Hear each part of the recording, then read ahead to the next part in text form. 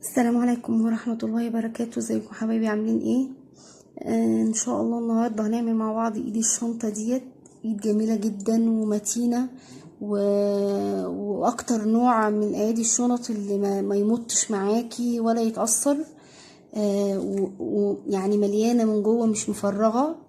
تدوسي عليها كده اكنها محشية حاجة جوه، بس هو ما فيهاش حاجة، دي الغرزة. الايد يعني دي انا عاملاها ايد قصيره، يعني هعمل منها واحده كمان عشان يبقوا ايدين للشنطه. انتي حسب ما انتي عايزه، حسب الرغبه ممكن تطوليها زي ما انتي عايزه.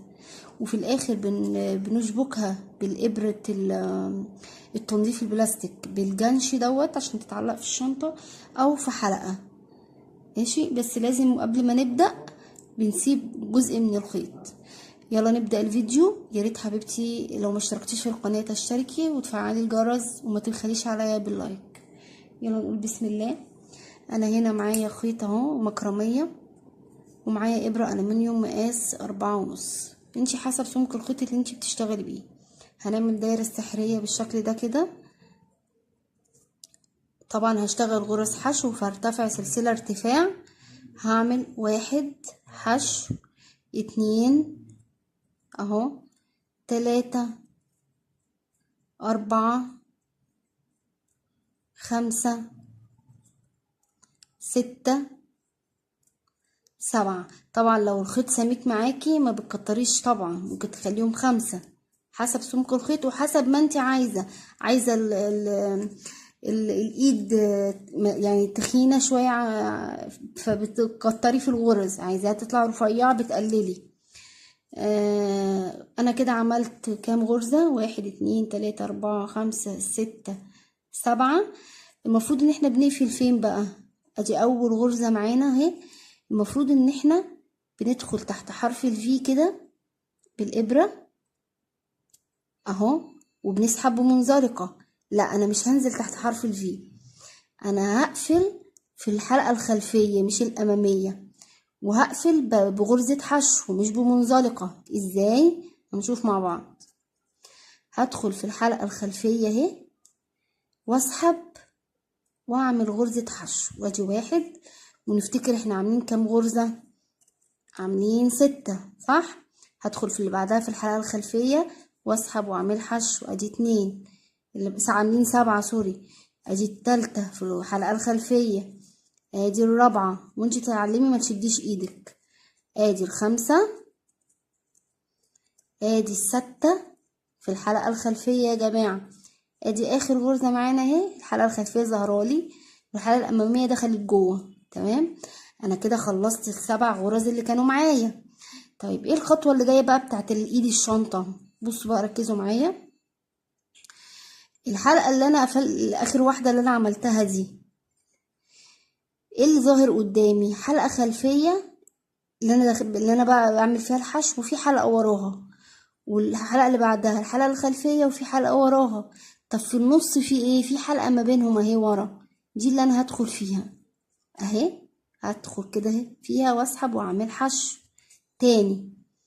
بص كده كويس، حلقة خلفية وحلقة وراها. دي غرزة على فكرة، بس هي داخلة لجوه اهو، حرف الفي ظاهر اهو. ادي حلقة خلفية وفي حلقة وراها، ودي حلقة خلفية وفي حلقة وراها. في حلقة ورا اهي بتبقى ضيقة بس في الاول، دي اللي ما بينهم، دي اللي احنا هنعمل فيها الحشو اهو. هتبقى ظاهرة قدامك بعد كده تاني. ادي الحلقة الخلفية وادي اللي في ظهرها، حلقة خلفية وادي اللي في ظهرها.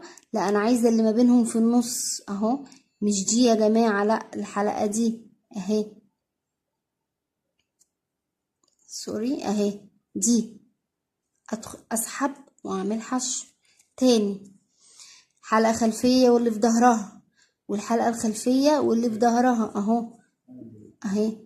دي الحلقة الخلفية وفي حلقة من ورا، حلقة خلفية وفي حلقة من ورا، وفي حلقة بره طالعة اهي، دي اللي ما بينهم في النص اهي، دي اللي انا بدخل فيها اهي.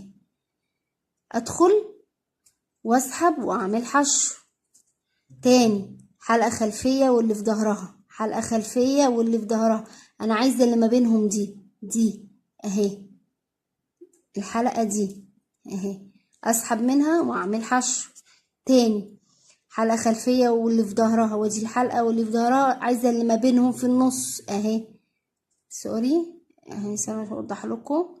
اهي الحلقة دي اهي، هسحب منها واعمل حشو تاني.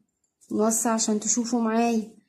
ادي حلقة خلفية وادي اللي في ظهرها، سوري، حلقة خلفية وادي الحلقة اللي في الظهر، ودي حلقة خلفية واللي في الظهر. لا انا عايزة بقى دي الحلقة اللي في النص ما بينهم، هدخل فيها اهو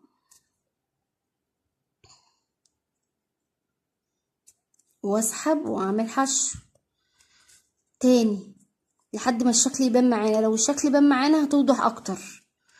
ادي حلقة واللي في ظهرها، ودي حلقة خلفية واللي في ظهرها. الحلقة اللي في النص اللي باينة دي يا جماعة، يا رب تكون وضحت اهي.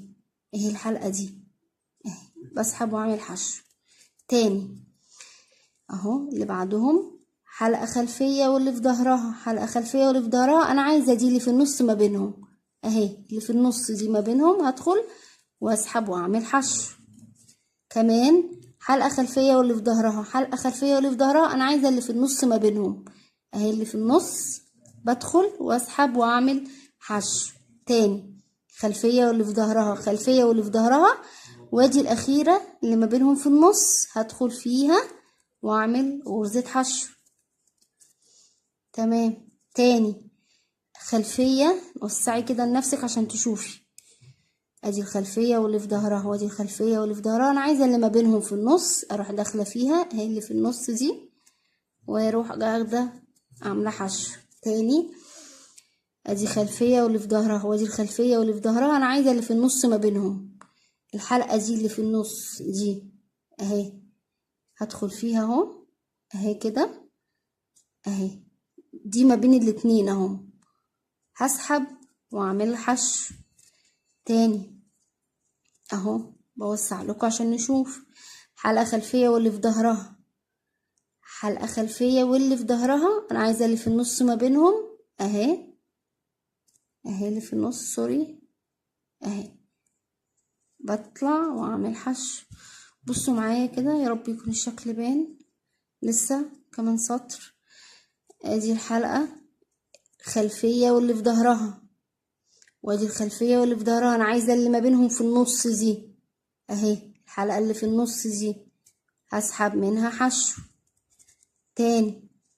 نوسع كده عشان نشوف. ادي حلقة خلفية وادي اللي في ظهرها، حلقة خلفية وادي اللي في ظهرها. انا هدخل هنا واسحب اللي في النص واعمل بيها حشو. هنبص كده حبايبي، بصوا معايا، في خط مايل اهو صح، وخط تاني مايل قبليه في النص ما بينهم، مش في حلقة اهو، ده كده خط واللي بعديه خط، وفي النص ما بينهم حلقة، هي دي اللي انا بدخل فيها. يعني هعمل كده مثلا من غير ما ابص اهو اهي، الحلقة دي ادخل واعمل حشو تاني. ادي خط مايل وادي خط وما بينهم حلقة في النص، ادي خط وادي خط وما بينهم الحلقة اللي في النص دي اللي انا هدخل فيها اهو، واعمل حشو تاني. بدأت تظهر لي اهي، واحد خط وادي اللي وراه وادي اللي في النص اهي، اهي اللي في النص دي هسحب واعمل بيها حشو تاني اهو اهو، وادي اللي في النص ما بينهم. خلاص بقت تظهر بكل سهولة. بصوا بقت هي اللي طالعه لي في النص اهي، ادخل فيها على طول بالشكل ده كده. هفضل شغالة بالشكل ده اهو لحد ما اوصل لطول الايد اللي انا عايزاها. بصوا ادي حلقة، ادي خط مايل وادي خط مايل. انا عايزة الحلقة دي اللي ما بينهم اهي، الحلقة دي ادي خط مايل وادي خط فوق مايل. انا عايزة الحلقة دي اللي في النص ما بينهم، هدخل فيها، مش عايزة اطول عليكم اهو بالشكل ده، واسحب واعمل حشو. تمام. انتي بتوصلي للطول اللي انتي عايزاه، وبعد كده بتقصي الخيط بالولاعة لان ده مكرمية، وتروحي حاطة الخيط في ابرة التنظيف وتدخليه بقى وتقفلي الغرز. يعني تدخليه مثلا من هنا وتطلعيه من الناحية التانية بحيث تقفليها زي كده. دي احنا هنقفلها، هنشد الحبل كده اهو اتقفلت. وبعد ما تقفليها بإبرة التنظيف وبتعملي كده